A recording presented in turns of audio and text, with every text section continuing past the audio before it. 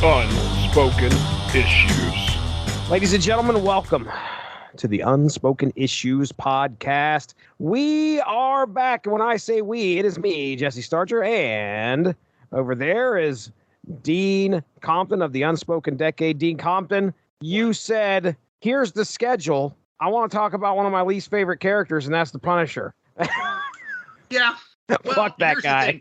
You gotta throw some people a bone sometimes. And All right. I am a person who does not care for Frank Castle, the Punisher.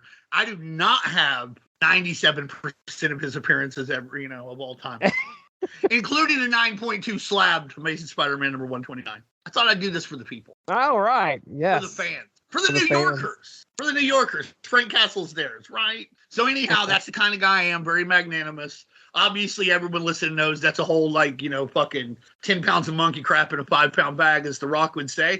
I love the Punisher, and every chance we get, I try and move him in here, and y'all are very gracious. Y'all like the Punisher, around half as much as I do, I suppose. So, every chance we get, I can push him through, and this time, we did Eurohit. This is the one I picked. I picked it over Suicide Run. That was my original thing, but I read Suicide Run. I wasn't feeling it. I wanted something that was a little more colorful, a little less dour, something that had Batroc Zelipa. Batroc Zelipa. Oh, man. So, yeah, this comes out June of 1992. Darry, did you know this was a thing until Dean talked about it, or what's your thoughts here on Eurohit? I did. I read a couple of these when they came out back in the early 90s. I did not have the entire run. I wasn't picking up Punisher regularly. If it was there and I grabbed it, great. I do love the character. And for whatever reason, I had never gone back to it. And then Dean suggested it, and I sat down and I saw it was Dan Abnett and Andy Lanning of Annihilation fame. I read the entire 7 issues of Eurohit in a single sitting. I couldn't put it down. I enjoyed it so much. I kept thinking, I wish this had been a Punisher movie. I wish this had been a sequel to the Dolph Lundgren one, because that's exactly what it is. It is 2 pure hours of fun. I enjoyed it so much. I read the rest of their run through 75, which we're not going to cover tonight, but I just equally as good. I just really enjoyed it, and this is going to go into my Punisher rotation. So again, fun through and through. The best Abnett Lanning Punisher, though, surprisingly enough, is in Punisher Warzone, a story called Psycho, where this rogue government agency starts capturing all of these psychos and brainwashing them and thinking they're in just a regular town doing Andy Griffith shit, and then they'll play something on their TV and they'll go kill somebody. Well, Frank Castle winds up involved in this, and hijinks ensue. But that's my favorite Abnett Lanning Punisher. This would be number 2. And you calling it a movie thing is great, because when I've described this to people before, I'm like, it's probably the most James Bond the Punisher ever gets in a lot of ways. He's jet setting across Europe, always a step behind the bad guys somehow. And he also uses a glider suit. So that seems very James Bondish to me. I did get the very first issue of this, and I'm pretty certain I'm pretty certain I bought this off of the shelf, but I don't think I got any of the other issues, as far as I know, off the rack. Now, I might actually have ended up with a couple of them from an auction, but I never had the opportunity to sit down and read the whole thing. So I knew it was a thing. I read the first issue, but I had no idea what we were going to get after it. So when it came out for real back in the day, I only had the last part. It's literally only the second Punisher comic I've ever bought. Now, I bought the Daredevil Dead Man's Hand that guest starred in Punisher, but Punisher Warzone number 5 was the first Punisher comic that's ever mine. Now, I liked the Punisher before this because I had seen the movie and had some of the cards, but this was the second one I bought. I bought this and a Wonder Man. It might have been Wonder Man 13. It's an Infinity War crossover. I bought them at the same time. They were $1.25 each, and I wanted 3 comics. I wanted those 2 and Infinity War number 3, but Mom was like, you can have that one or those 2, because $2.50 a princely sum. Yeah. I mean, where would she ever come up with this money? So I got those 2. So the only one I ever had was the last one. I read that thing. The cover fell off. I pinned the cover to my wall. I mean, God. Yeah. There's a line in the last one where like Micro is talking about Tarantula, and he's like, "Nice guy once you get past the spikes." And I have used that line forever since. Really? Anybody who I don't get along with, who I didn't get along with. Like Darry, nice guy once you get past the spikes. It's true. That's canon. That's canon. And also, I bought it. I did not steal it. My mom bought it. But Okay. I did steal the Infinity War #3 that she would not buy me. So there was no stopping Dean Compton. He was going to get it. His hands on it. eventually, I did get stopped by Independence County's finest. Oh, man. Yeah, so this started June of 1992. This goes through Punisher issues 64 through 70. Here's the big summary of the whole thing. Frank, the Punisher, is tracking a Kingpin-employed hitman named Snakebite to England, and the Punisher learns of a plot by the Kingpin to kill the heads of European crime syndicates in order to facilitate a unified criminal regime under his control. But Frank is not alone as he makes some friends along the way. Nigel, a young man by the name of Outlaw, who looks up to the Punisher, bringing his own sense of justice across the pond. Morgan Sinclair, who runs afoul of Snakebite and becomes friends with Frank after he saves her. And along with the help of Micro, the four make their way across England, France, Germany, Switzerland, and Spain, trying to put a stop to Kingpin's plan. But in order to do that, they must first deal with various criminal organizations. The agile Batroc, the deadly Rapido, and the venomous Tarantula. It's all here in the Punisher issues 64 through 70 in a story titled Eurohit. So the creative team, Dan Abnett and Andy Lanning, Dougie Braithwaite, on pencils, Al Williamson, inks, Ian Laughlin, colorist, Ken Lopez, letterer, and I will tell you the colorists change. I think on colorists are Christy Shield and Ian Laughlin contributed to this story. Let's just get things out of the way here first. Okay, I already done the summary. Let's talk about characters. We all know the Punisher, but Dean, I'm going to leave it to you to just kind of briefly drop who the Punisher is. So our listeners, if they've never heard of the Punisher and they're tuning into this podcast, who is this guy and what is his motivations? Decorated Marine, slaughtered family, empty inside, quest for vengeance. Very good. Very good. I mean, obviously there's more than that, but that's basically it. Frank Castle's family, a decorated Marine. He came home. They went for a picnic in Central Park. Some bad guys blasted him with the mob. He survived. Since then, he has declared a one-man war on crime, known as the Punisher. And he's got a lot of guns and a lot of knives. And he can ninja kick stuff. He can fly a helicopter. Do it all, baby. And he does it all in Eurohit. So that's basically the Punisher. That's my Grant Morrison take. I hope it worked. I love it. I love it. Going into this Punisher, of course, created by Jerry Conway, Ross Andrew, and John Romita Sr. Just throwing that out there with a little bit of Len Wein. Am I making that up? What do you think? He was editor in chief at the time. I think Stan Lee gave him the name. Oh yeah, right. Assassin. And okay. Punisher, which he had used for a Galactus. Punisher lands in, I think he lands in the London Docklands Airport, 8:48 p.m. August 23rd. So is that of London? Tell us, Darry, does it actually exist? Yeah. It's called London City Airport, but yeah, they got more than one airport, so it's no. Well, that tracks. I mean, it's a city of like 10 million people, right? Yeah, we got 4 within driving distance. So yeah, I'm not saying it's impossible. I was just surprised they had more than one. Right. Big place. Darry's favorite is Newark. Just like that's the number one for him. Likes to fly into Newark. Every single time that I have to go to Newark Airport, it is the worst day I have ever had in my entire life. They're all tied. Very quick story, and we'll get back to this nonsense only because it relates to comics. So I've been married 11 years. The first convention I went to after we got married was Heroes Con down south. I'd never been before. I was super excited to go. Charlotte, thank you. My buddy was coming with me, the guy I used to go to San Diego with years ago. And for whatever reason, he's like, we have to go out of Newark. I was like, why? We cannot get there on public transport. We're going to have to go into New Jersey. It is not good for anyone. They have to go. So I was like, fine. I booked the tickets. I did everything else. Again, quick trip. It's only a couple hours. At the very last minute, it became very obvious that whatever way he thought we were going to get in there wasn't going to happen. So I had to ask my wife, who was not coming on this trip, like immediately after we got married, to drive us from here to Newark, drop us both off, and then come all the way back. And it was just the most miserable. I felt awful. I was like, I'm never doing this again. I promise I will always go out of one of the ones I can get to on the train going forward.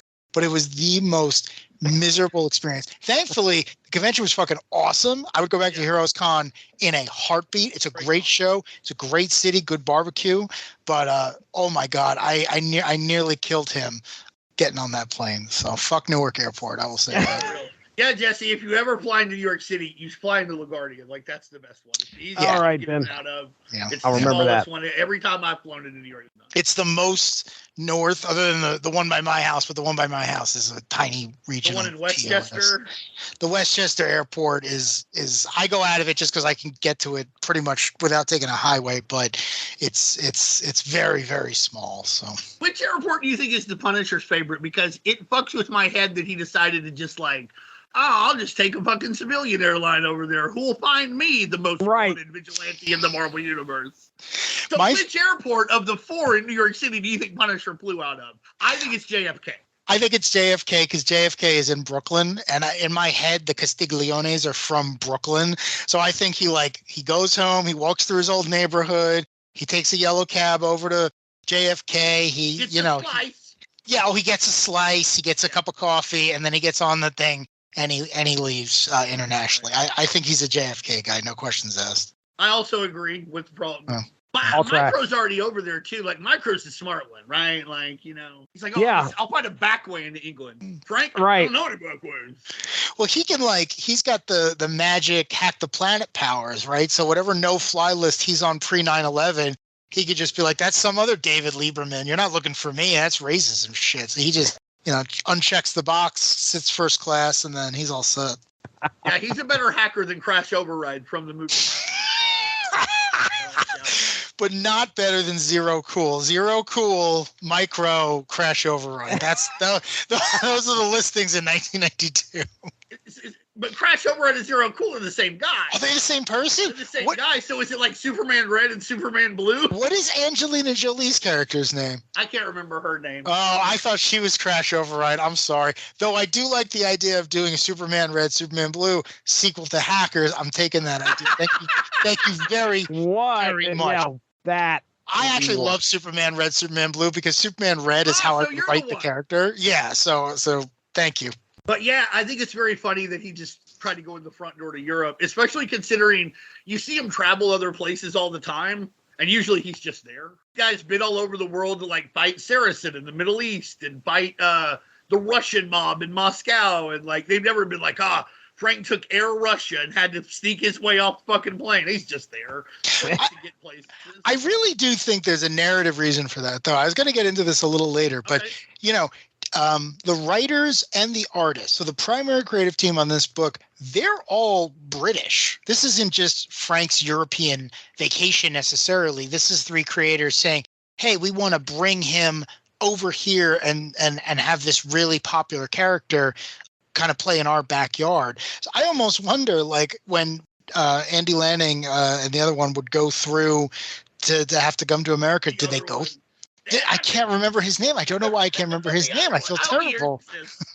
But do they go through Dockland Airport? Have they been delayed here? And they were like, wow, wouldn't it be great to have Frank Castle kick over the luggage carousel and have to fight Interpol in this place we've been stuck for 3 hours? I almost wonder if that was the reason they had him take public transport instead of, to your point, just being like, oh, I'm in London. I don't want to talk about how I got here because, I'm one of the most wanted people in the world. But no, and I assume that's what it is too. You're going to put, like you said, these guys are, this is their home. They're European, so they're going to put Punisher they go to that lodge and the one thing that is a decidedly European thing. This fucking lodge in the fucking Swiss Alps.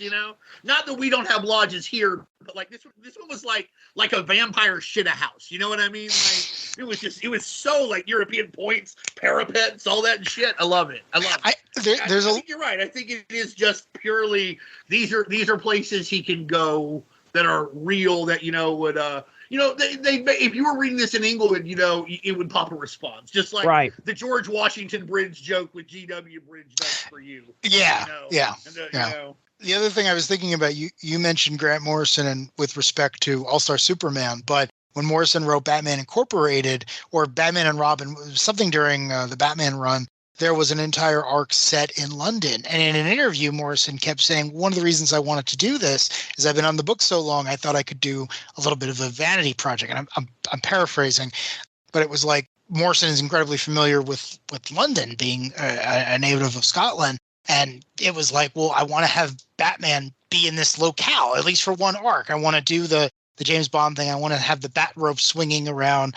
more noticeable things. I want to see him bouncing off black cabs. So I thought that was another. Hanging on to the hour hand on Big. Exactly. Right? Exactly. Yeah. But it was one of these things where it's like, it's still a Punisher comic. You're still, all the people who were reading it last month are going to read it next month, but you get to put them in a fancy location. And to your point, it definitely has a Bond feel. I wasn't thinking that when I was reading it, but now going back to it, it's like, oh yeah, this has the idea of hopefully no one will recognize me, but of course someone does. And then you get a fight scene in the middle of a crowded area. So, another thing I want to point out about this too is this was bi-weekly, and this was a big deal during this time with Marvel. I don't think you could put out a bi-weekly book now. Like I don't think most artists would handle or want to handle the workload. And I'm not saying that's good or bad. I just think that's more or less how it is, unless they could get far ahead. But like they were cranking this motherfucker out. Like it's 7 parts. Yeah, 7. Yeah.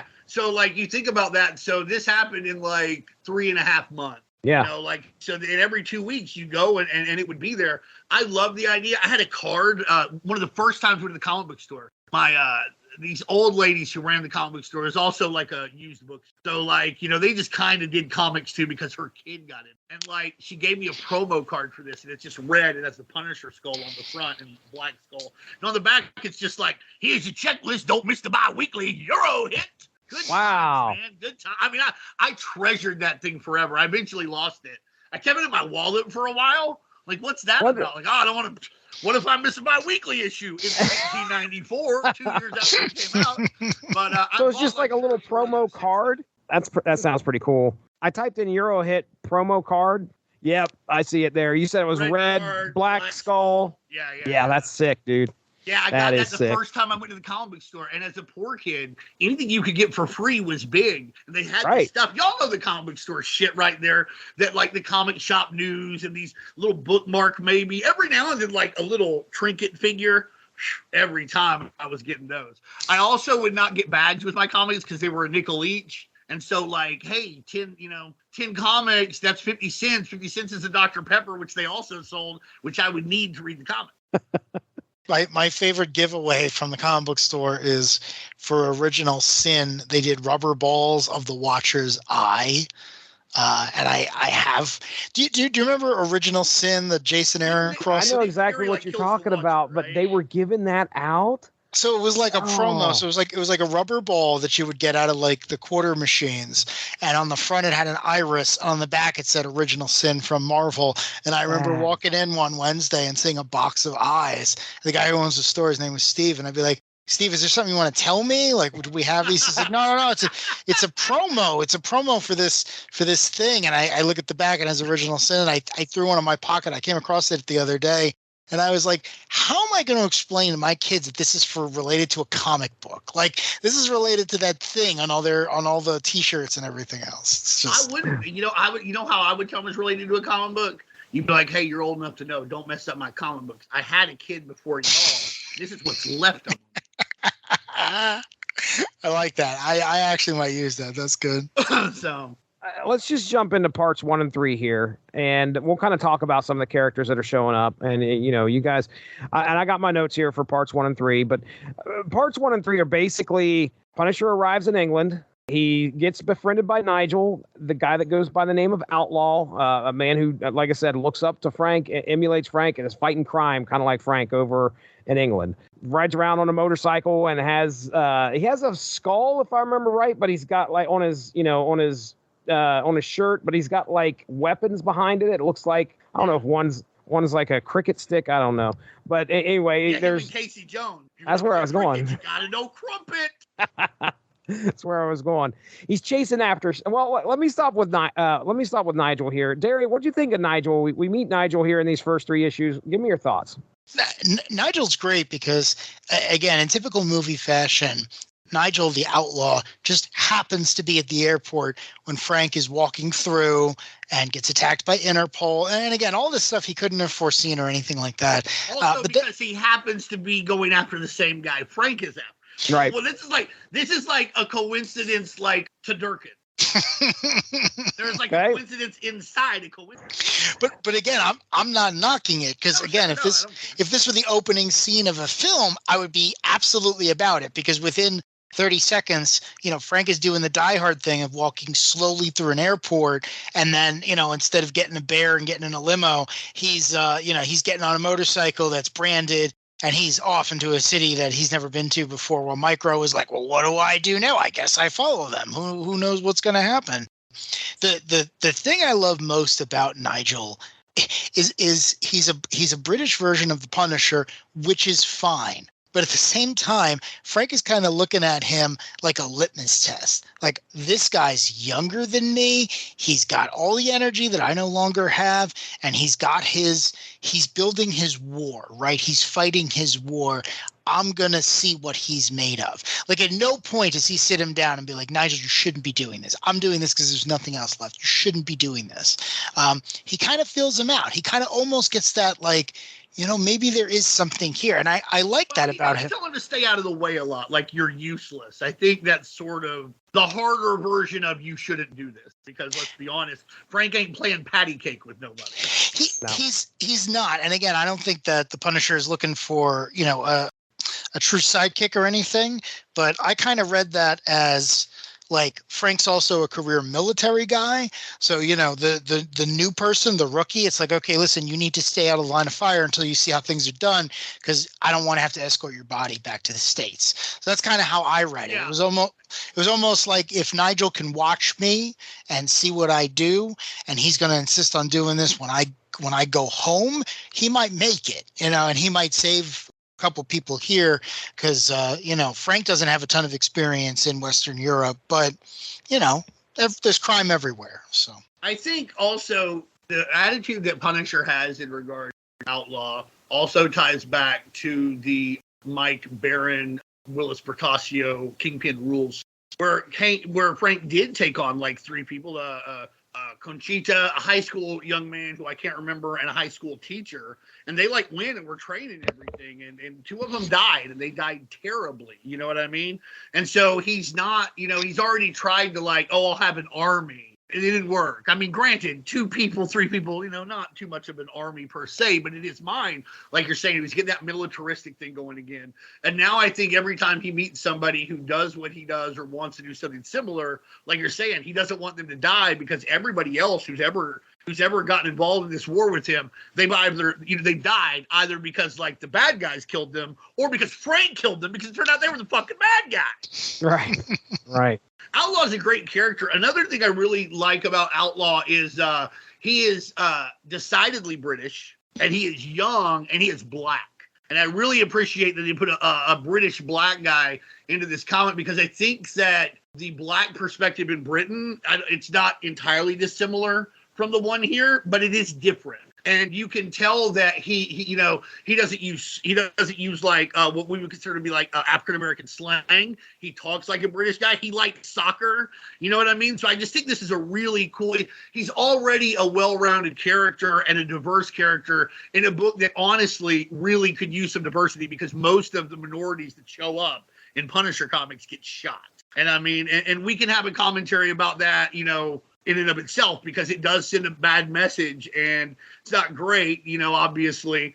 And there should be more of this. And this was a way to get some color, some BIPOC into the Punisher's world, which can be difficult. Obviously, Micro is Jewish, but that's really the most diverse that that world gets for the most part. Lynn Michaels is a lady. I couldn't believe, after reading this, that there wasn't an Outlaw miniseries the next month. Like, That's what I was thinking. Yeah, considering the time. I can't believe that they didn't use him in the Marvel UK stuff. Yeah, but I feel like at the period of time we're talking about. Oh no, I was gonna say they were winding down, but no, this would have been like the Motor Mouth, Kill Power days. Yeah, no, you're right. So much as they fall off a goddamn cliff. Well, really, yeah, I mean that's. Yeah, they don't have a graceful landing, but they yeah, used the Punisher some, and I just think that this would have been a natural way to get the Punisher back or a character. And Abnett and Lanning wrote several of the Marvel UK books. And they did, yeah. Why they didn't utilize Outlaw some, because he would have fitted naturally, like with Motor Mouth. I mean, obviously they both curse a lot. He would have done very well with Death's Head, you know, and even Dark Angel. I also think there was probably room for him there as well. Yeah, so all 5 of the Marvel UK fans listening, you're welcome. One day we have to do something with Marvel UK, because there's something there. I won't call it greatness, but there's something there. There's something that dies on the vine. So I will say I with each passing year I have a little bit more appreciation for Marvel UK. But I agree. Looking back, I cannot believe that there wasn't a 4-issue Outlaw miniseries with this character saying spinning out of Eurohit, Marvel UK, you know, and just foil cover. Exactly. $4.99 foil cover, and then he shows up in a couple of things, and for some reason they shove Wolverine in issue 4, and then he goes on to be one of the Knights of Pendragon. I'm just saying, like, it seems like a no-brainer. That I was thinking, I forgot about them, but I was in the back of my head. He could have been one of the Knights of Pendragon, like Union Jack. Joey Chapman. That's the only reason I know about it, because I went back and read it because I'm such a huge Joey Chapman fan. So the first volume's really good. I also think that another character who joined up with the Punisher around this time, also black, Shotgun. Also, like, you never hear from him again outside of this. And I think that both of these characters could be utilized to. I mean, listen, I don't think any of them are going to push the Hulk or Iron Man out of the way as front runners, but in a world where like Devil Dinosaur and Squirrel Girl are like A- players, I think there's stories to be told about those two. And I'm not bad-mouthing Squirrel Girl or Devil Dinosaur. Love them both. In 1992, it probably would have been easier to sell in a black British Punisher spin-off title than it would have been a new Iron Man book. I'm just putting that out there, considering how popular the Punisher was at this period of time, and Iron Man was just about to go into the show and everything else, and then immediately drop off into Teen Tony territory. I'm just saying, not the character's finest moment, not RDJ certainly. Well, Kaminsky's still doing Iron Man at this point, so it's still pretty good until like he gets off of it. As far as the second Iron Man title, it depends on whether you consider War Machine one or not. War Machine sold pretty well. I know it's not about Iron Man, but it is decidedly an Iron Man spinoff. True. That's a good point. So the other person that he runs into, Snakebite ends up taking a. Let's talk about Snakebite first, because this is a hired hitman. First time I'd read this, and I can't even remember that this being the main character, or I should say the main motivation for Frank reading the first issue when I did way back then. So Snakebite came into my mind and left my mind. So he never does anything else in the Punisher world. Like, he's not like Jigsaw or Saracen, or Barracuda, somebody who Frank, doesn't kill for whatever reason. Although I think he could have been. Honestly, I think Snakebite's, two things about him. Number one, I do think he was too interesting to have killed. They really should have tried to, keep him around, bring him back. Number two, in my head canon, he's Australian. There's nothing about him that, like, he doesn't speak with an accent, but like, that guy just looks Australian to me. So he's Australian. What did they say he was? Did they say? I don't know if it does. I don't know. I have it in my head that he is from the South. Oh, he's definitely from Texas for me. I don't know why. Texas. Well, you know what? The accents aren't as dissimilar as you think. It's wild.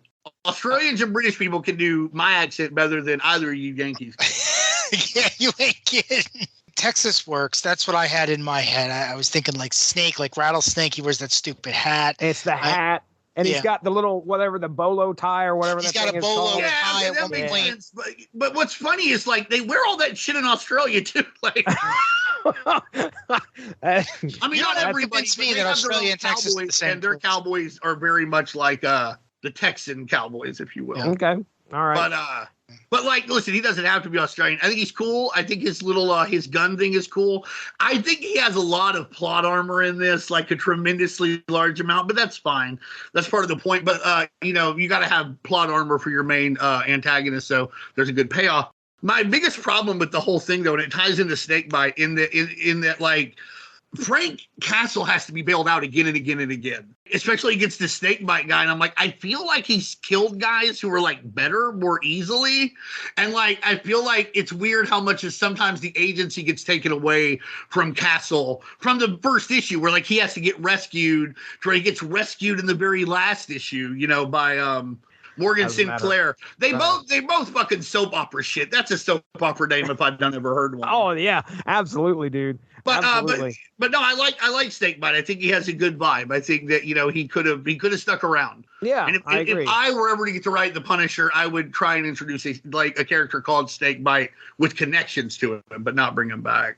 Yeah, I don't want to shit on the canon, Jesse. I'm a real. I hear you. Snakebite is one of those great move the story forward villains, right? Because he's good in every situation. He shows up in one of these countries that Frank has to find his footing on, and Snakebite is already killing people. And Frank makes a point of constantly saying, like, Snakebite only needs the one shot. He's going to do one shot, he's going to take out, and he's going to move on to the next thing. So it's almost like a video game. Like, I have to stop him from getting that one shot to kill the guy and move on. Again, going back to what we were saying earlier, very Bond-esque, very like, you never know the guy's real name. You know he's a henchman. You know he's reporting up the chain to the Kingpin. But in and of himself, a very interesting character. I liked him. I was surprised that he was introduced in the first issue because this story hits the ground running. And I was wondering if, maybe he was chasing him last story or there was a reason he was coming to Europe. But no, Dan and Andy really just hit the ground running with this guy. And I thought that was good, too, because they allow you to build up why he's so dangerous as Frank chases him. And then the only other thing I'll say is I love the name, like Snakebite. Like, it's just one of those things. It's like, why is it called that? We don't know. We're never going to get around to knowing it. It's just like a very action movie thing. Like, I could almost picture the actor, whomever it would be, 20 years later sitting at a comic book convention and being like, hey, were you Snakebite in that Punisher Eurohit movie? And he's like, yes, I was. Would you like a photograph? I'm like, absolutely. Yeah.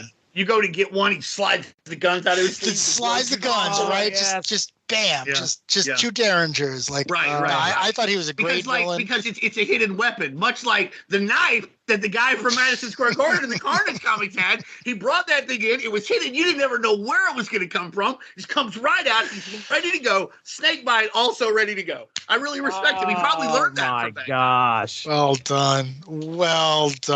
Wow. He's proud of himself, I can tell. You're proud of me, Jesse.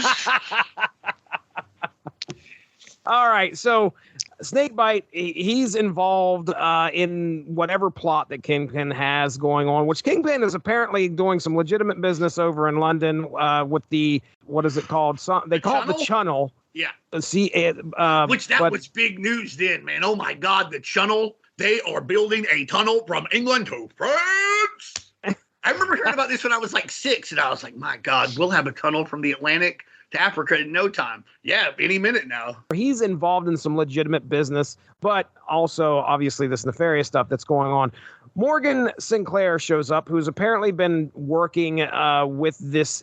She's involved in this deal, working for the Kingpin in regards to the legitimate. She ain't no criminal. Yes, that's correct. About that. She shows up at the Channel, beginning of the Channel or whatever they're doing here, and runs into Snakebite. Snakebite takes her as a hostage. I mean, Dean, you got anything to say? Murders her friend, who's with her. I think the most important thing she has is she's apparently connected as fuck. Apparently, despite being on the up and up herself, everyone she has ever met in her childhood, thanks to, through her and her father, is apparently in the European mob. So I really, so that's one of the things that's pretty cool as it goes along. Like, her dad's one of the people who's getting hit, so she keeps trying to get to her family members to warn them. Usually a step and a half behind Snakebite. She's not a damsel in distress, though, because like you said, she's very strong. She holds off Batroc several times. She shoots Batroc. She's not scared of Snakebite. It seems like the more dangerous it is, she just gets more pissed off. Right. She's like, this should not be happening. Probably, she never says this, but she knows that her family is nefarious and they're doing mob shit. And it seems like she didn't want part of that. But here she is, despite, what I would assume, going to college, getting an advanced degree, working connections, working her way up, and now is in a very prominent position like in charge of like maintenance and shit on the fucking channel, you know, like the big project. And now here it is dragging her into it, which is, she's like, I never wanted any of this. And even worse, it's not like somebody kidnapped her, you know, because they knew who she was. It's all a fucking coincidence, which probably pissed her off more. So the more Snakebite, you know, does, the more pissed off she gets, which he will eventually pay for. In my second read through, I know you said it's a coincidence, but I thought to myself, and this is not stated in the book anywhere, but I was like, you know what? I bet the Kingpin chose her specifically because of how connected she was in order to advance it. Now, that's not even said. It's good. But, it's good fan theory. I mean, that makes sense. She has no intent on helping Kingpin do what he's planning on doing. She's just trying to do whatever legitimately she's supposed to do. She ends up getting taken hostage, and Frank, of course, rescues her. They end up going to France. They end up in France, and Snakebite escapes. There's a memo that she grabbed off of Snakebite during this fracas that when he was trying to grab a hold of her, and it's got a bunch of targets on there. You can't remember all them names, I guess. That's the only thing. The only reason. So they're trying to put 2 and 2 together. They get to Morgan's uncle because she's like, okay, I know a guy who's on this list, and it's my uncle. So they go over to his house where he's staying, and they're too late. And sure enough, Snakebite and his minions, which I think Batroc is involved in this point. Yeah, and Batroc also and, Rapido. One of my favorite parts is when, like, you know, he loses that note. And then they're all on this like interconference call, and Batroc is like bored as hell. He's ready to do some kicking and some leaping. That's what he does. He is. Kingpin's like, okay, I think everything's going well. Snakebite, you're fucking late. And he's mad already. And then he's like, okay, how about that list? And he goes, oh, boss, sorry, I also lost that list. And then Kingpin gets really mad. And he's like, please fax this over to, and I'm like, why did you need him to have the list if you have it? Like, you could, I don't know. Honestly, the Kingpin just wanted to be mad at Snakebite. I understand that. But yeah, that's a really cool little conference call. And it's funny. It's kind of prescient because that's what we do now. Like, literally, that's what we're doing right now. True. Rapido, okay, before we get to Batroc, because I think he's quite the star in this, but well, he's sort of the star everywhere he goes. He is. Let's talk about Rapido here. I want to find out. I should have looked this up, but have we seen him before in Punisher comics that you guys can recall at all? No, this is his first appearance. Yeah. Why don't you go ahead and describe what Rapido looks like / is able to do there, Darry? What's this dude look like? Rapido is a large gentleman. He has longish hair, he has a beard, and he has a Gatling gun for a hand. He has what might be both the least practical and best looking superpower of all time, where instead of having a gun he can just hold and wield, his entire arm has been replaced. It's never explained why this is the case, who did it, how he can control it. Again, none of that matters in Eurohit. Only that Rapido is going to shoot and shoot and shoot and shoot. My favorite part about the design of the character is that he is holding the trail of bullets. I don't know what the formal term is. The ammo belt. The belts, thank you. Yeah, the ammo belt. He's got it draped over, like Braithwaite always makes a point of drawing that onto the character. So he is holding this ammo belt and feeding it into his own arm. It's a thing of beauty. Again, I go back to my movie comparison. Like, I just feels like DNA sat down and said, what would look great? This guy has a Gatling gun for an arm. Why? No. Doesn't matter why. He has it, and he's going to constantly be shooting at the Punisher when Snakebite isn't in screen. So I love him. I appreciated the belt too, and I know this is going to sound silly, but like when you're asking people to suspend their disbelief, like sometimes it's the nuances that can really get you. And like if he was just shooting and there was no ammo belt, I'm like, where's he getting these bullets? You know what I mean? And then he's also holding it because like if you're firing a light machine gun or a heavy machine gun, like a heavy machine gun, like a 50 caliber from World War II, it has its own, like a guy would just be his job to handle the fucking, belt, right? Because otherwise it doesn't work. It has to be like, cajoled and canoodled, so that it goes through, or your weapon will jam up. I don't know what would happen if his arm jammed up. That sounds terrible. Did we? Like this fucking trap jaw looking motherfucker here. Like, he can't use his arm now. But like, I really appreciated that. I know that sounds silly. Like, oh, you could believe a guy has a Gatling gun arm, but he doesn't. But you couldn't believe that he just, doesn't have to hold an ammo belt. And like, I could, but then you're asking me to go further, and that nuance could just take care of itself. And it actually, like, I think makes it cooler. Because it's weird, because somehow it makes it more real. You're like, oh, that is a Gatling gun, because that's what you have to do with it. Well, you mentioned that, and the first person I think of where this actually had me raise my eyebrow and questioning things is Bushwhacker. Like, Bushwhacker has... Oh, yeah.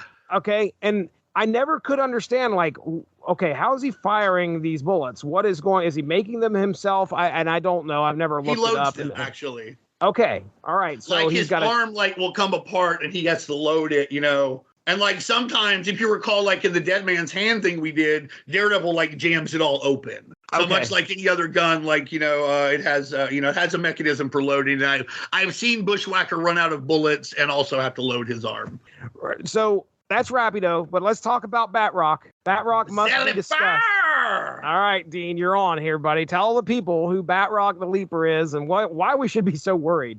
Well, honestly, you probably shouldn't be. But Batroc the Leaper is a Captain America villain, actually, and it's great to see him here because he doesn't really have any superpowers per se. He is just a super master of savate, which is the French style of kickboxing. Kickboxing has different schools. There's one out of Thailand that's like Muay Thai, which is like very hard hitting knees and stuff. Savate is much more acrobatic, and it has a lot less actual hand boxing, although it is legal because kickboxing, you can still punch with your hands and shit. But it has a lot more emphasis on, I don't want to say super kicks because that sounds reductive, but basically a whole lot more movement, a lot more ballet type things with like big finishing kicks, if memory serves. And then there's the American style, which I don't know. They say there's one, but it really just sounds like hit him. When I read about it. But savate is like one of the oldest combat styles in like the world. And so it's very, very cool that he does that. And he's a mercenary who, he's really not that bad of a guy, to be honest. Like, there are different times where like him and Captain America team up. He has a very peculiar sense of honor. Like when Captain America is dying in a fighting chance, like he shows up and like, has a drink with him. And he's like, Captain America's like, I don't have the strength to fight you, Batroc. But he's like, no, mon ami, I am his. You are my greatest enemy. I want to celebrate. You know what I mean? And he really means it. Like, he looks like that's how he looks forward. He's constantly testing himself. Captain America is the ultimate test in his mind, but he makes money, doing other things. This time he made money working for the Kingpin. And you never really get that like hand-to-hand, like big fight between him and Castle. I think it would be a lot like the Daredevil fights, except Castle would win because Castle's willing to get tagged like 4 times so that he could like punch him in the throat.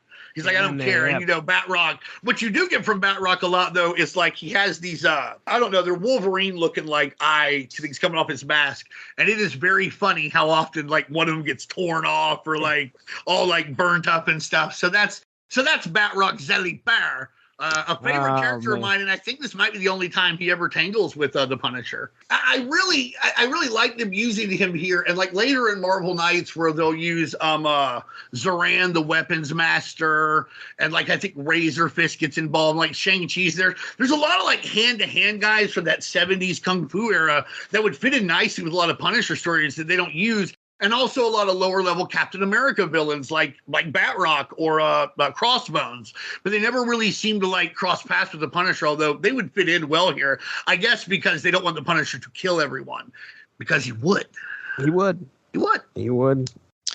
Yeah, I kept waiting for the Punisher to shoot Batroc because he's just one of these guys. He is very funny, but my goodness, he is annoying. Like the affectation. But that's why you like him.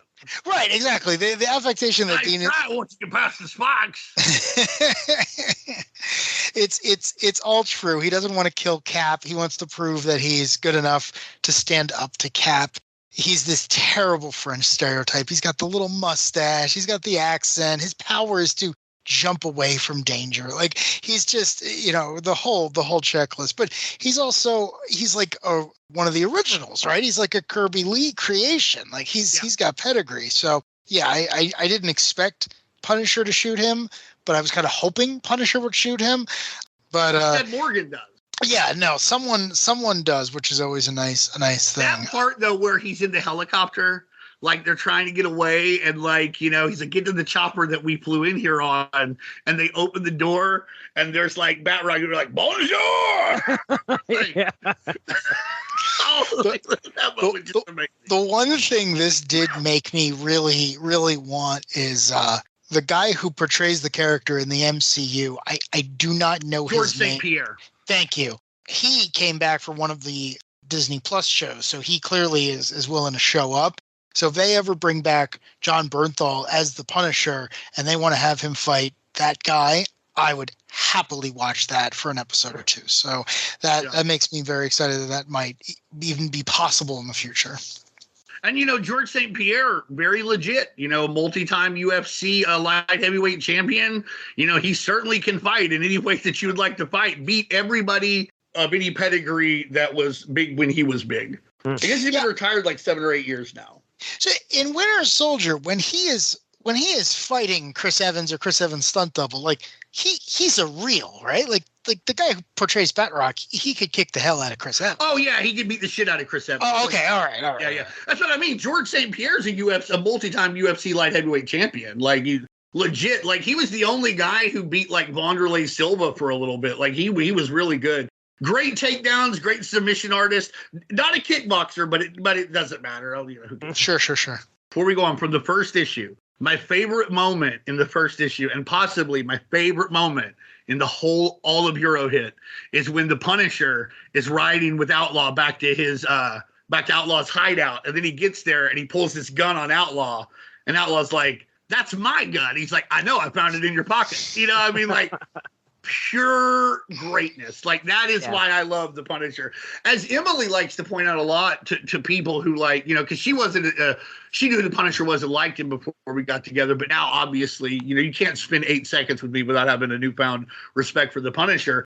But she's like, one of the things when people would critique him, they're like, "Oh, well, he's dour and there's something going on." She's like, Punisher's hilarious. Like just both intentionally and unintentionally, like has good lines, but also like you can just bounce anything off of him, and it's pretty funny, just because he's always the Punisher. And I think that is a great example of the character in of himself got over on somebody who had all of the advantages, quipped them while doing it, while holding them hostage with their weapon. My most favorite Punisher line of all time is when he tells Spider-Man, "We had a team up and you were great." And then you see the flashback of Frank using Spider-Man's unconscious body as a bludgeon against the enemies because someone was the Russian, right? I think it might be the Russian. I think it's from a Garth Ennis issue, and someone was able to knock out Spider-Man, and Frank is like, "Well, I'm not going to let this go to waste, and I know you can take it since you're my oldest foe." And he just uses him as a brutal like bludgeon. And then when Spidey wakes up, he's like, "What happened?" It's like, "Oh, we had a team up. You were great." And then like, "You were great. You were great." And just deadpans it and walks away. And Spider-Man's like, "Yeah, all right, fine, good." And then whenever Emily and I finally get married, the parts where we have like quotes before you do it, like that's one of mine. "We had a team up. You were great." So they get to Morgan's uncle's too late. In order to escape, they find a helicopter. Jump into the helicopter. It's Morgan and the Punisher, and they end up getting shot down over Germany. Now, they're looking at this list. They find the next target on the list, and they head to this hotel. So Frank and Morgan are like, "Okay, let's go here, and maybe we can stop Kingpin doing this." Nope. The most European Swiss mountain hotel lodge you can imagine. Like nowhere else in this place. Now, this is in England and Germany and France. Nowhere else is it snowing, right? Here, 7 feet of fucking snow. Like, we are in Europe, baby. And whatever Europe you associate with this area, that's the Europe you're in at this point. That's not a criticism. I love it. So they get to this hotel. They just so happen to show up after a Romanian criminal dispatches the owner of this hotel and pretends to be the owner for a little bit, and then is like, "All right, I'm done with the charade. you Americans are here. He was all aware about Kingpin's plan because of this guy is known as the Bear. Yeah, he has a computer. Right. What's funny about that is he thinks Frank and Morgan are hitmen sent from Kingpin. Right. There's again, this thing is full of bad coincidences for everyone involved. Also, the Bear is a piece of trash, and that's why you can't trust communists. Oh yeah, okay. State communists anyway. Council communists are fine. Okay, all right then. So the Bear has killed, the hotel owner. Frank and Morgan are there, and just like you said, bad coincidence. And he's finally like, "You guys are dead. Instead of me just killing you right now, Frank, go ahead and take off, and I'll let my army chase you down." Well, that leads to some great scenes where this army, it's what is the name? Surviving the Game, is that the name of the Ice-T movie? Yes, that is the name of the Ice-T movie. Or you could go Hard Target, whichever one you want to go with. A Most Dangerous Game, I think, is the story that all that is based on. Gotcha. So they're hunting Frank. Frank turns the tables. He kills the army, goes back, and he has a battle with the Bear. And this is actually where we're ending these first 3 issues with this battle between the Bear and Frank. And this is my note. This is really my note of these first 3 issues. And that is the end of that fight, where apparently there is a live bear trap on the wall for decoration. Frank sends this guy into, and he goes head first into it. You don't see it. It all happens off panel with a big snap. But I mean, that's appropriate. He used the bear trap to kill the bear. Congratulations. I love it. That's what it was there for. If the Weasley-ass puny fucking like innkeepers had just thought of that when the bear first showed up and they didn't want him there, they had the means to kill him the whole time. It's a bear trap. Dude, the bear is like, okay, so he shows up 37 feet tall. This guy's huge. He grabs a guy and kills him by tossing him into a fireplace. Legit, it's like, I had to throw something on a fire. It's getting chilly in here, or some shit like that. Threw this guy on the fireplace, killed him, took the other guy by the throat, hung him out the window, and then dropped him. Pretty big dude. And I thought he was a cool villain for 1 issue. And Frank mixes it up with him, and of course kills him. Don't worry, he'll kill some more Eastern European ex-communists very soon. Parts 1 Plenty through more 3. where that one came from. I think it's really funny when they're first at Outlaw's place. First off, when Micro puts on what appears to be a Nickelodeon Guts costume in order to storm the fucking Outlaw's fortress. So because that's where Frank wondered is. What the hell he was wearing. It looks like that, right? Like he's got the helmet and everything. Right, dude. I also like how I love Outlaw. And one of the things is like he keeps trying to tell them he's useful, and they're old and dumb. So they keep like pushing him off, and they're like, clippers, what could this be? Maybe it's a hairdresser. He's like, it is a company, and I know because I'm from here. He's trying to be useful, and he is. And they're just like, dismissive of him. And he's like, no, guys, listen. It's like Darry talked about, like, I don't think the Punisher wants him to necessarily get involved because he doesn't want something bad to happen, like I said. But at the same time, it's one of the things that's very interesting about Frank. I like that about him, but also I'm like, wow, fucking pious, hypocritical much, Mr. Castle. I also, and when they do finally go on a mission, Outlaw is, he doesn't quite think it. He gets shot in the Kevlar and taken out for a little bit. Punisher, one of the weird things about this issue too, is he does a lot of assuming. He just assumes these British gangsters won't have guns, but they do. I know that like there aren't many guns in Great Britain, particularly in comparison to here, but like there are some, and the people who have them are going to be the people illegally loading stolen goods onto a big truck in the middle of the night. You should know this, Frank. But all in all, the first 3 issues set up things nicely. You already feel in the whirlbang tornado feel of the of how Eurohit's going to be. You've seen all of the major players, I think, except Tarantula by this point. Again, it feels. I keep going back to this. It feels like a James Bond movie with more action. I don't know. I don't know if there's like a spy series that's like James Bond, but more people get kicked and shot. I'm not a big James Bond fan, but what I remember of it, this is kind of how it would feel. I think my favorite moment is the part with Outlaw. That's just so good. And let's just also say that all through this, whenever the Kingpin shows up, they do a great job of displaying the gravitas that Wilson Fisk has, both legitimately and illegitimately. Like, everybody respects him. He is a big deal. He is on the news. when henchmen talk about him, they don't badmouth him too much. I don't remember if it's in the first 3 issues. It might be in the next 3. But at one point, Batroc calls Morgan a bitch in French. I looked it up. Oh, really? Yeah. Oh, wow. I did not know that. It's like Cien de Moss or something. I looked it up and it said like female dog. And I'm like, he called her a bitch. Oh, wow. Take that, Comics Code. Got one by ya.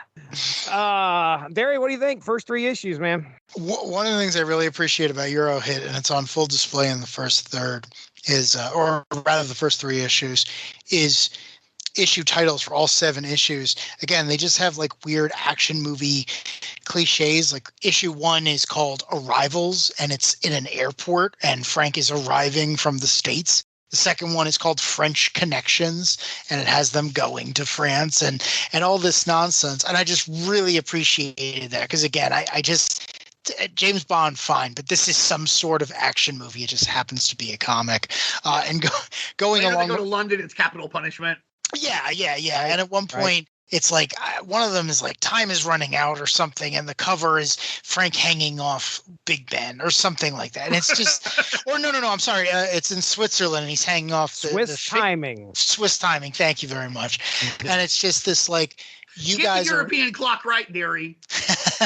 Yeah, they're clearly enjoying themselves, and whether that's just because they're British by birth or they really wanted to do this or what have you, they're having fun. Like, and that really comes through here, and it made this even better to read because not only is it a good action story, a good Punisher story, it's just every once in a while it gets a good chuckle out of me. And no more when the Punisher goes through the tunnel on the motorcycle he has taken, and his inner narration is talking about how he has nothing to declare, and then he hits a guy with the motorcycle and then starts shooting everyone and makes jokes about how the gun manufacturer is the one who stamped his passport. And I was just laughing. I was just laughing out loud. Like, again, I pictured Dolph Lundgren and Arnold Schwarzenegger saying those lines, and it took me back to a better place. The last thing I wanted to say, and Dean hit on this already, is the presentation of the Kingpin, where it's just, normally when he shows up, he's a gangster and all this other stuff.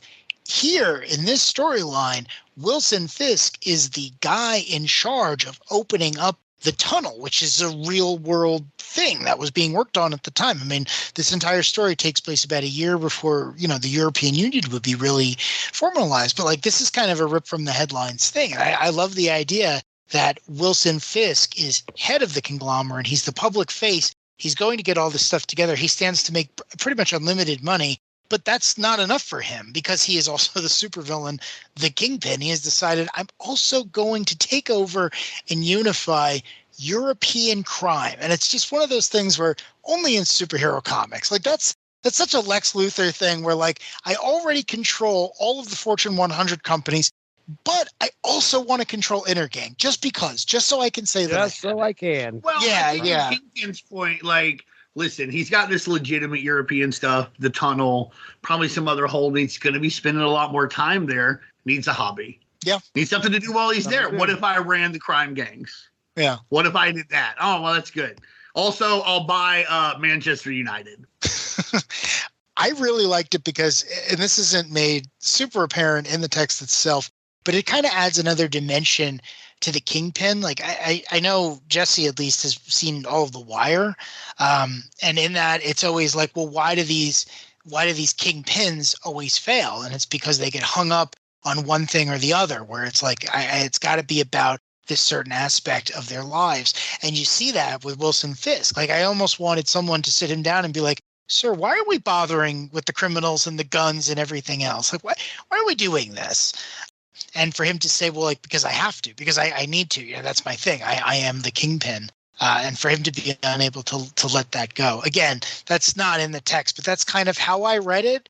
Because again, it's just like you're about to win the lottery, dude. And you don't have to tussle with the Daredevil until next month. Each issue opens with a little editor footnote that says this takes place before Daredevil 300, which I believe would close out the Kingpin saga for that particular era. Yeah, it's the downfall of the Kingpin. That's the one where Daredevil gets Hydra to go after him and the FBI, and like he's also kicking him. Watch out. So I thought that was great. I thought good use of existing villains, funny, memorable scenes. Again, I'm a huge Braithwaite fan from Universe X, Paradise X, Justice. Like, I think he's a great artist. I did not realize he did this until I started reading it, so that was a pleasant surprise. And he knocks it out of the park with, page usage, splash pages, design work. Like, this is a dream to read even 30 years later. Okay, the thing for me about Kingpin and his so-called legitimate businesses, though, is obviously sometimes they result in something tangible, e.g. the channel, but mostly they're like other mob businesses. They're fronts. They don't really exist, and the money that is in them is money that he's getting from his illegitimate businesses. So I think, to me, like in my head canon, he has to keep them going because he doesn't really make any money any other way. You're not wrong, and for the purposes of the story, I wouldn't fight you on that. But there's also I know you wouldn't. Look at how strong I am. But there's also this idea of, like, in the show Breaking Bad, they talk about this, where it's like, at a certain point, you get all the money. Like, you get all the money. Like, right. At what point do you just say, like, I have enough money? Like, a big part of Kingpin's narrative, and you see this in the movie The Spider-Verse, is he has trouble keeping his family together because he has anger issues. He was abused as a kid and all this other stuff that he's got going on in his life. And there's a good argument to be made that, like, well, if he really cared about all that stuff, eventually he would say, I have enough. I'm done. I'm going to back out and I'm going to, retire with Vanessa and Richard and see if I can get some grandkids out of the equation. But he never does that because, again, he's done it a couple times, but it never works out. Just when they think I'm out, you pull me back in. Yeah, I mean, You're saying, though, just like the guy in Breaking Bad, part of Wilson Fisk always wanted back in. My point is that, and again, this is the plot of The Godfather. I mean, this is literally exactly what happens in The Godfather. It's like Wilson could have everything he wanted, and he'd wake up every day, and if someone badmouthed him, even if they weren't trying to, even if they had no idea who he was, he would stew until he had murdered their entire family. Like, that's who he is. That's why we're interested in him as a character. And I think that comes through here. Even if he's sitting on conference calls and faxing things in and probably reviewing, agreements and tariffs and all this other stuff. Taking a lunch. Yeah, he's doing all this stuff in the back of the head. And he's thinking, man, I can't wait to get back to Hell's Kitchen and punch a blind man in the stomach. I can't wait to do some really petty stuff, because that's when I get the suit pressed. I go to the gym. I make sure my nails are done. I get ready for that. All this other stuff that I stand to make billions of dollars from. It just doesn't get me going. Oh, wow. Like, I hope somebody badmouths me so bad today that I slam their head in the corridor until they're decapitated. That's what I think. That's what I think drives him. That's why I think he's still the kingpin of crime instead of just being this guy with his own island somewhere. In response to your humor comment too, it's true. It is very funny, but it's British funny. And that's really neat to read in a Punisher comic. And it's not like you don't get the humor, but it's just slightly askew. The puns are crisper. Like, anything can be funny. Like when later on Outlaw is trying to talk to Micro. Hey, tell Frank I'm doing good. Tell him my shoulder's better. Tell him my shoulder hurts still a little bit, but it's all right. Right. It's a little stiff. Right. Like, even that is in a way that like it just seems a little British. Right. One last thing that I wanted to mention. Every issue has a pinup in the back. That isn't necessarily connected with the story you read, but it's fine. I definitely would have pulled these out and hung them on my wall. For part 2 of Eurohit, the pinup in the back is a thing of beauty. It is the Punisher on a snowmobile going through what appears to be a ski resort, shooting people, but the snowmobile is branded in the Punisher skull with the black and the white. And I got a kick out of that, both because I could see him telling Micro, hey, I need this. I can't tell you why I need this, but I absolutely need this. And then going back to the Bond analogy, on Her Majesty's Secret Service is set in a ski resort. And I absolutely could see Punisher being like, I'm going to go skiing, but mostly to kill bad guys. Oh, yeah. My favorite pinup was the one from the first part, Punisher and Typhoid Mary, which is, as far as I know, they've never crossed paths. But, wow, that's going to be interesting. I didn't. All right. Well, hey, it's parts 4 and 5. Frank and Morgan make their way to Geneva, Switzerland. He breaks up an assassination attempt by a Snakebite on the Swiss and Italian cartels, leading to a car chase and another fight with Batroc. Escaping, they use some intel to head to a ski lodge to find the Tarantula and the Spanish syndicate waiting on them. Frank and Morgan, let's stop. Okay. Because we need to talk about the Tarantula. Tarantula was created around the same time as Punisher, right? Weren't they? I know the second appearance of the Punisher has. The first appearance of Tarantula, I think, is like the second appearance of the Punisher. Okay. I want to say, but yeah, they're created around the same time for sure, and around in real time, when they were neophytes, they did run into each other with Spider-Man in the background. There's actually a really cool scene in that one where like Punisher like knocks Spider-Man down, and like right before he does, Spider-Man's like, "Ah, crap, not you," and he knocks it. He goes, "That's right, Spider-Man. It's the Punisher." He's got like a submachine gun pointed at him. But yeah, Tarantula and Punisher were intertwined then, and then I think this is the next time they talk. I don't even know if it's the same Tarantula, because I know at some point he gets replaced by someone. That's right. It might not be the same Tarantula. I forgot about that. Yeah, but I love Tarantula. Does the Wisp kill him or something? Yeah, that sounds right. I don't remember offhand, but that I knew he got right. replaced though. You're right. This is a different. I think. Yeah. And they don't spend a lot of time with the man beneath the mask. And also, correct me if I'm wrong, but he's not Spanish, right? He's Latino, I think. I thought he was from Venezuela. Yeah. Okay. All right. So, but at the same time, like they make it clear he got hired.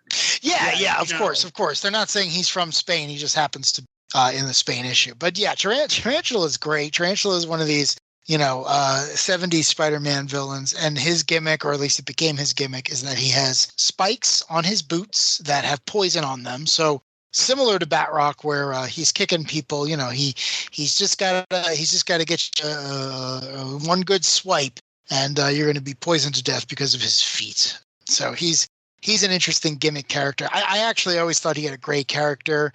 Really good costume.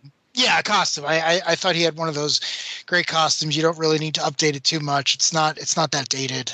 Past that, unfortunately, there's not too much for the character. I like him showing up here. He's got the pre-existing relationship with Punisher, but also he's just, he's one of these mercenaries. He's like, hey, we got to kill a bunch of normal people, but it's the Marvel Universe. So I'm going to hire a guy with a costume who's got poison feet, as opposed to just getting like, I don't know, a guy with a sniper rifle. So, it's a good spectacle, but I'm if you were going to get a guy with a sniper rifle, you could just get a deceased Punisher villain sniper. You could do that. So whatever you want, like in the Marvel Universe, if you want to hire like a mercenary who's like, oh man, he broke the top off of a paper cutter and now he slashes people with it. Like, oh, paper cut. Like that's who this is. Like he's there for you. Like, I mean, there's guys there. I love that about the Marvel Universe, where every once in a while someone's like, oh, I need someone to do a job. And then you turn the page and it's just some like absurd B-level villain. And it's like, because this is what these guys get up to when they're not like fighting, when Baron Zemo's not like, hey, I need 100 people to storm Avengers Tower. Right. It's like, how do we pay rent? Well, I put on a costume and I murder a bunch of people that the superheroes are never going to care about because they're either already scumbags or, they're not related to Betty Brant. And they're fighting in the Secret Wars. Exactly. I'm the Beetle. I have nothing to do with that. I was trying to make a couple grand here, brother. Yeah. Dean, what do you think of the Tarantula, man? Anything to add? That pretty much sums it up. I think, like I said, I think he looks good. I think they really do a good job with him. It's fun that he winds up teaming up with the Punisher. And it's fun. They keep getting across. One of the things is, even though he's a mercenary, he's very loyal. Like at one point, he gets accused of being disloyal because there's a traitor in the Spanish cartel who is not him. It turns out to be someone who is related to the Dawn. But like, he's like, no, you bought my loyalty. Like, I think he firmly believes in that he's like, no, you signed the check and I signed the contract, and you don't have to worry about anything else. Right. Even though some people are like, well, how could you trust the mercenary if they'll just go to the other side? It's kind of like the line from the Bob Dylan song, Absolutely Sweet Marie. To live outside the law, you must be honest.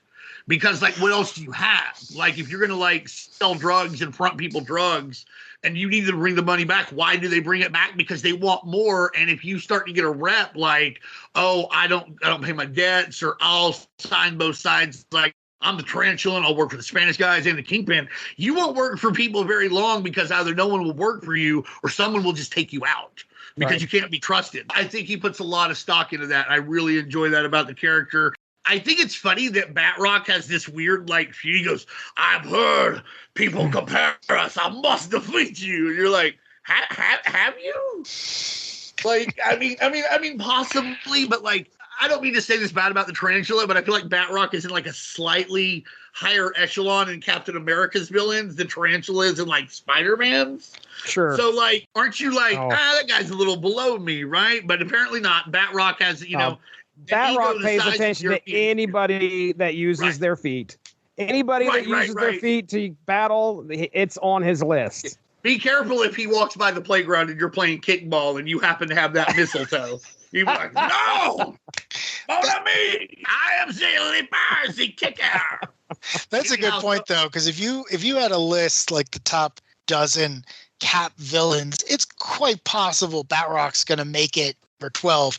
But if you had to name the top 24 Spider-Man villains, Tarantula doesn't get anywhere near that. So, so that is a good point. But you know, so I like Tarantula. I like everything he does here. You know, everything he does is cool, from his kicking to putting on that super glider suit that they all wear at the end. That I just think is amazing. So looks like it was lifted from some like Nickelodeon kid show, like that Alex Mack show or something. Like, you know, looked like something somebody would have used on one of those, or the Adventures of Pete and Pete. Do you not want Scene? The best television show of all time. If you do not want Scene, I would say pick the least bright color. I mean, what were they hoping to blend in with? It certainly wasn't. I mean, anything in the city. I guess a cloud, because they were like the only thing I could think of. Completely bright white. Make sure it's the puppy clouds too. None of those storm ones. Frank and Morgan are taken to northern Spain, where they surprisingly find another uncle of Morgan's, Uncle Paco, who is apparently one of the lieutenants, or he's up there on the scale when it comes to the Spanish syndicate. But soon they are besieged by Snakebite's men and discover they are betrayed by Miguel, the Matador. Facing off with the Matador, Frank escapes when a stampede of bulls, which he orchestrated that whole thing, escapes when a stampede of bulls runs over Miguel, gores him, and Frank grabs a hold of the horns and just holds on for dear life. At the end of this two parts, it looks like Tarantula and Morgan get on a plane. Frank hops on just in the nick of time and head back to London. Snakebite, Rapido, and Batroc look to follow. So of these two issues here, that's it. Dean, what do you got for these two issues, man? I just remember, the scene where like Batroc and the Punisher are fighting during the car chase after the Italian mob, after they tried to take out the Swiss and the Italian mob at the same time. And like Batroc is just, you know, basically toying with the Punisher, but somehow like, because the Punisher grabs onto the windshield, like they stops the car, he grabs onto the windshield, Batroc like flies out of it. Just silly. And then Snakebite is just bad-mouthing Batroc, like up one side and down the other, you know, not treating Bear with the respect he deserves. This is a man who has kicked Captain America.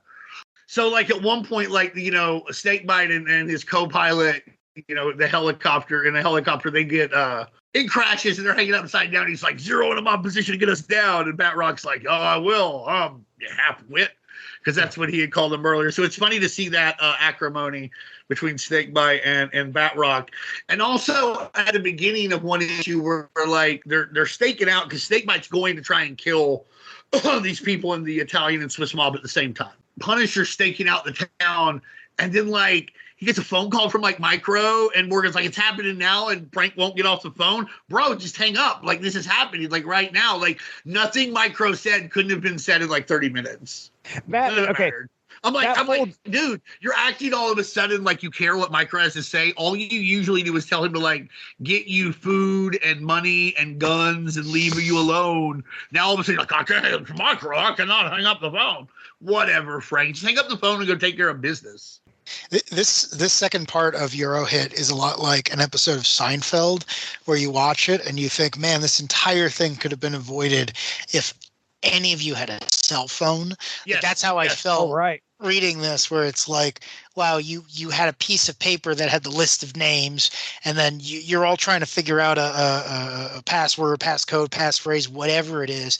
And then you have one guy in the story whose superpower, for lack of a better term, is that he knows computers. He does machines. So it's just one of those things where it was like, only in 1992 could you have pulled this off. But 5 texts would have just taken care of the whole problem. Yeah. It was one of those things where, just a few years later and the mechanics would have been different. But I don't know if this is established anywhere, but I have it in my head that Frank is just a complete Luddite. Like, that's why he needs Micro. That's why he needs everything else. Because if you were to give him a computer and tell him like, oh, hey, you can order ammo and everything else, he would just look at you and be like, I'm not touching that. I'm not going anywhere near it. So how about you do it for me? Click. Yeah. I like to in these two issues, it keeps the action quotient up because, every couple of issues they're moving scenery, they're moving locations. They don't spend too much time with that. There's no like text walls about what this place is and why it matters. It's also not the American view of these places. Like, again, it just feels very natural. It's like, well, now we're in Spain and now this is the locale and he's going to draw some beautiful stuff. But Punisher is still in a car chase with a Frenchman dressed in purple. So I really liked it. It didn't pull me out. When in Rome, exactly. Which ironically, I don't think they go to Rome in Eurohit. No, they do not. It keeps the momentum going. It's 2 great issues. I kept thinking like, if these were the next 2 in my file, I'd be like, yep, good, great. We're not losing momentum in Act 2 of a 7-part series. Another appearance by Rapido or however you pronounce it. Rapido? He is always a delight, and I love him. By the end of this, by issue 5, we're heading back to London. All right, let's get into these. I'll read this for parts 6 and 7 of Eurohit. Frank, Micro, Tarantula, Outlaw, and Morgan come up with a way to stop Kingpin's plan by infiltrating Omni Tower, where Kingpin plans to do double duty, gathering and killing the heads of the crime families under the guise of a meeting, and then also meeting on the rooftop with legit businessmen about the Channel Tunnel as an alibi. Yeah. What an alibi. I'm sorry, I was in a multi-million-dollar business deal when these people got slaughtered 5 floors down. Everybody saw me. Yeah. Well, you can't miss him. No, you cannot. As Batroc battles the Tarantula and Outlaw faces a Rapido, Frank confronts Snakebite, exposing Fisk's plan to all the criminals at the meeting. Chasing Snakebite after he open fires, something like that. Right? Frank runs into Kingpin, but misses his chance when Batroc runs into him, knocking him over. Snakebite shoots Morgan, enraging Frank, and then Snakebite tries to make an escape to Fisk's helicopter. Fisk knocks him off helicopter and leaves him there on the rooftop to deal with Frank. Frank gets stabbed in the shoulder, but sends Snakebite off the side of the building into some safety nets. Then we get a bit of a battle there as well. But by the end of it, Tarantula, Punisher, and Outlaw are still alive. Also, Morgan, who got shot, is still alive as well. They leap off the side of the building with special glide suits, landing them safely at the bottom while Morgan is rescued by the authorities. At the end, Outlaw gives up from the Tick. At the end, Outlaw gives up crime fighting. Fisk opens the Channel Tunnel while Frank and Micro head home, but not after being told by the authorities to never come back to Europe again. I should say, Snakebite, by the way, they got into a little tussle in the safety nets, him and Frank, because Frank was down there with him, and I think Snakebite meets his end. He falls off of the side of this building, out of this safety net, onto the ground. He gets impaled. Like, the thing he stabs Punisher with winds up on the safety net with them. So when one side pulls out, it goes like that way, and it like gets him in the eye, and then he falls. Oh, he's dead. Yeah. Snakebite has met. We assume we never see a body. That's true. Batroc versus Tarantula. This was my favorite fight of this whole series. I loved it. Granted, just like you were saying, Tarantula's down there when it comes to the Rogues Gallery, but man, did I like watching these two go at it. I wanted to see them fight because they tussle, initially when they're in Spain, and then watching them go at it again, it was just natural to me, and it was a fun fight to watch. Most of Eurohit is the Punisher going from place to place to place, trying to save the lives of criminals, which is kind of a reversal of what he normally does. And, he's not super successful, but he's at least trying to stave off something worse from being created.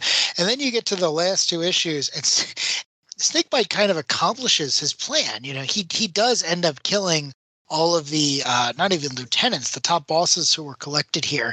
So I kind of thought, like, not that Frank wanted him to succeed, but at the same time, it's like, oh man, I really didn't want you to do that, but I'm probably not losing too much sleep that one criminal murdered a bunch of other ones. So I thought that was a pretty fun resolution. Plus Punisher killed all of the lieutenants who were going to take over. So, like, the family is going to wind up with whoever their, like, third guy or fourth guy down was. I guess the speaker of the mafia house will now ascend to the presidency or what have you. Right. Just from a plot point of view, the Kingpin was going to kill the number 1 guy.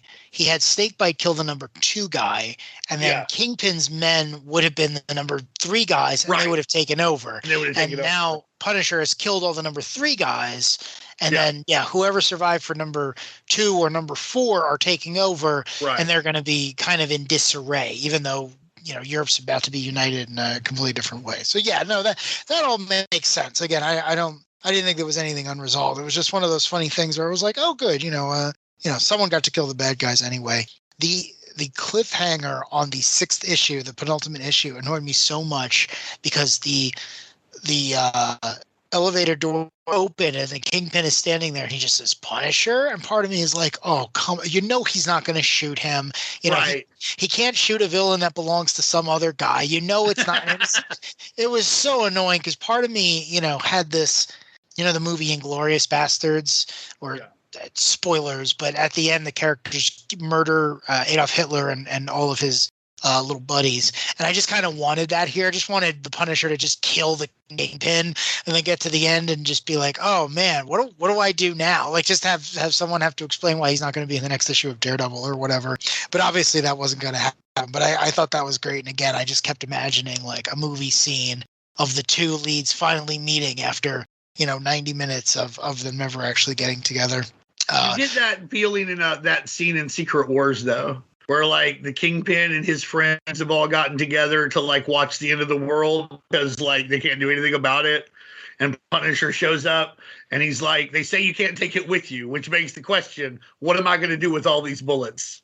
And then he blows them away before the world ends. Secret Wars 2015 for me, that it starts on a really high note with the scene you just described. And we're talking about the Jonathan Hickman series for anyone who doesn't know. But it starts on a really high note with what you're talking about, and then the 616 versus the Ultiverse, and then the rest is just complete rambling nonsense. But it starts on this really, really high note. So I'm with you 100%. And in my headcanon, for sure, I don't know when, and you don't know when, and nobody knows the day, but one day the Punisher's just going to kill the Fat Man.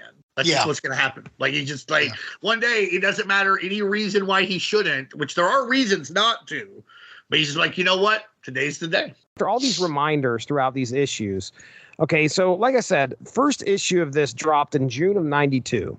Yeah. Our final issue, we are getting September. It says late September on the inside, late September of 92. So we keep getting reminded about, hey, folks, this happened before Daredevil 300. Daredevil 300, according to what I'm seeing here, dropped January of 92. Yeah. So, yeah, you talk about the Kingpin staring down Frank and you being like, oh, here we go. But wait a second. We obviously know the Kingpin, if you're reading Daredevil, the Kingpin's going to live at least past this interaction at some point. Also, what was interesting, too, is all the captions that were like, Punisher's like, we've been here 3 months. Apparently, this adventure takes like months. Wow. I don't know the exact number, but it is like 2 months or so. No, you're right. And I mentioned earlier that I read the follow-up arc by the same creative team, and that's actually a huge plot point. That Punisher was in Europe long enough for the people he hadn't bothered killing in New York to kind of step up and say, oh, I guess it's safe to come out, so that when he comes home, all of these very low-level people who had been beneath his notice are suddenly making power grabs.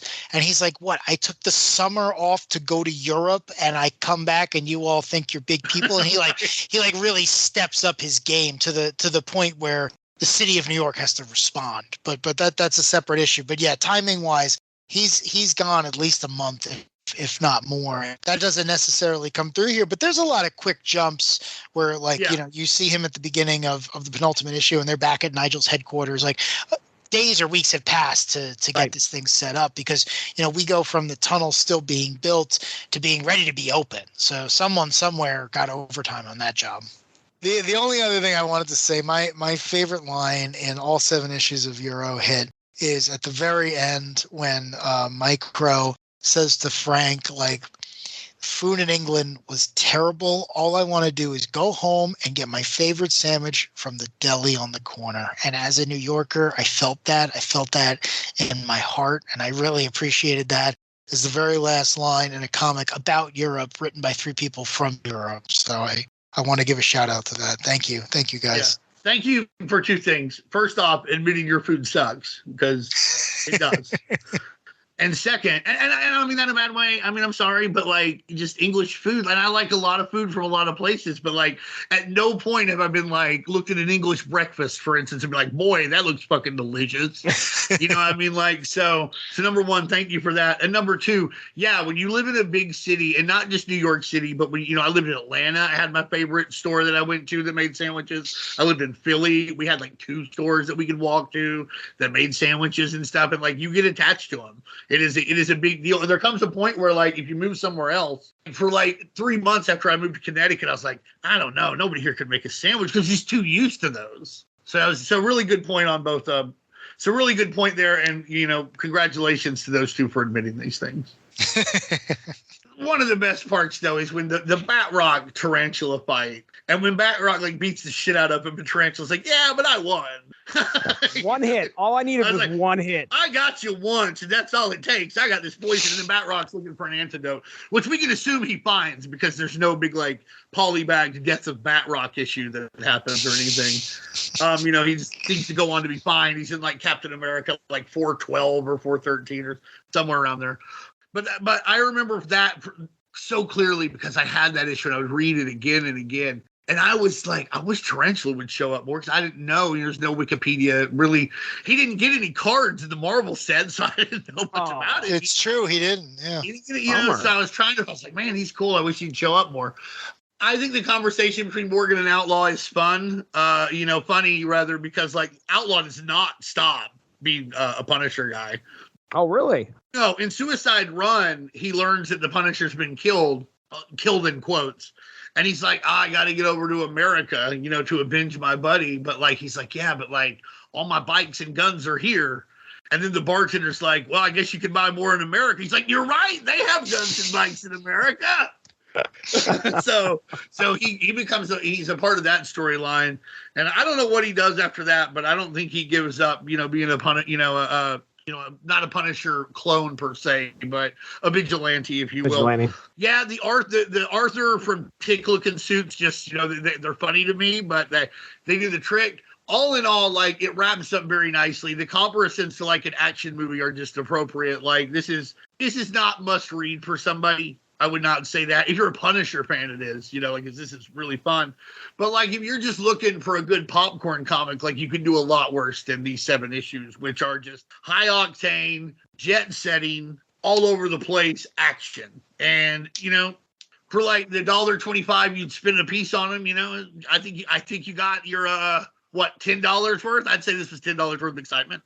Yeah, I had a good time. I know that I enjoyed myself. I mean, I didn't know what to expect. I knew it was Eurohit. I knew he was over in London. What in the world is he going to do? And getting the appearances of some of those regional villains / vigilantes showing up was a great little spice to a Punisher story.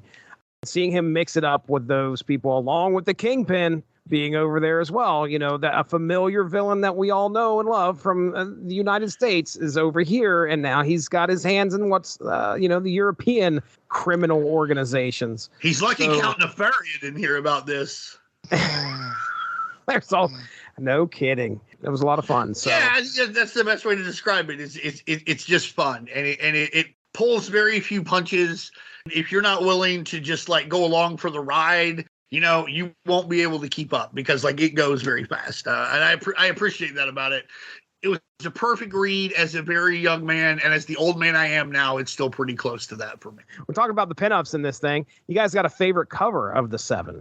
My favorite cover is the cover that they used for the Capital Punishment Epic Collection, which I think is the first cover. It's the Punisher with the gun and all the European flags.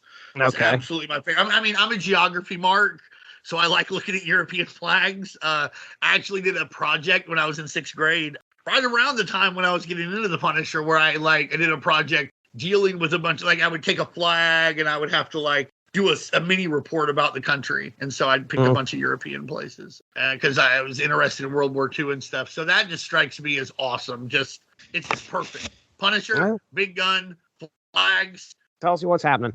I'm going with Rapido and his holding up the Punisher T-shirt with all the holes in it. That's a really good one. Yeah, I'm going to go with that one. Another guy who will be in Suicide Run. Really? Okay.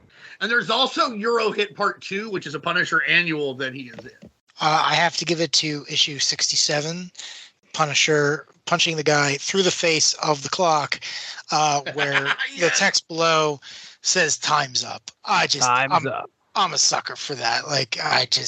I need that in my life.